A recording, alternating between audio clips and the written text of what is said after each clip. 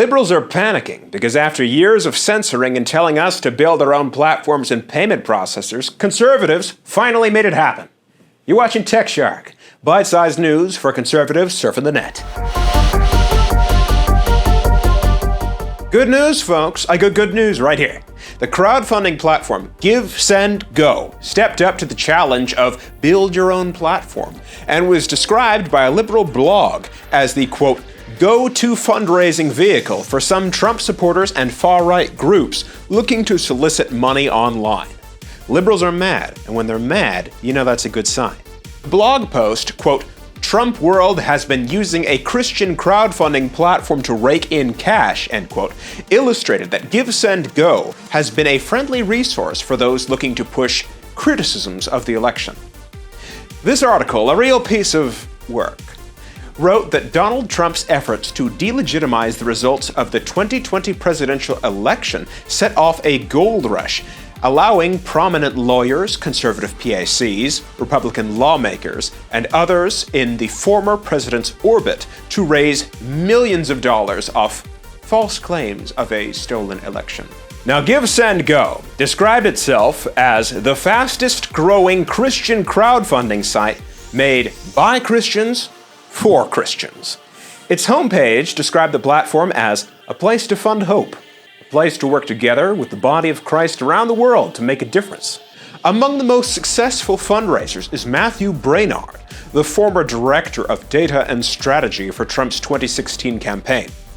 Now, part of what disturbs liberal commentators is that conservatives have actually begun to establish their own platforms to address their concerns, rather than merely accept being deplatformed.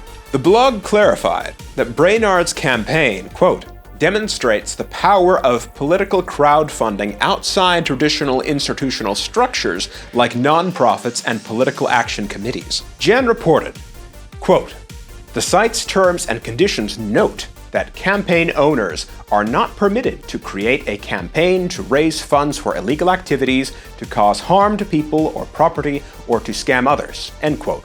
So there's clearly some safeguards in place. Now here's the shark bite.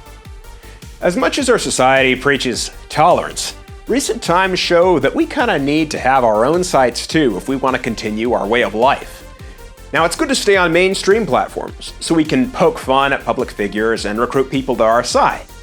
But we also need to create and support alternative institutions that will keep our movement viable. The first front of the deplatforming wars was when people got censored on social media. Conservatives responded by building their own platforms. Then banks would financially blacklist conservatives.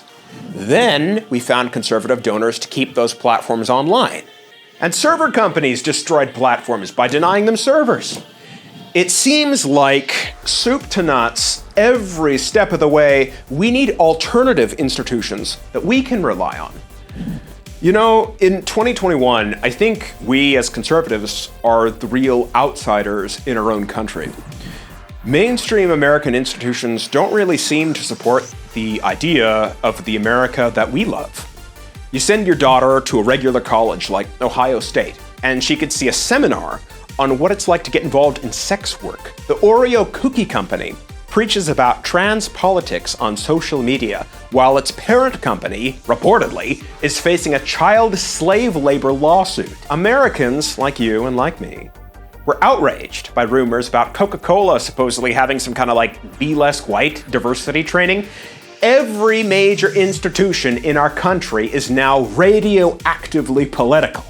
In short, you need to increasingly go out of your way to just live as a conservative in America.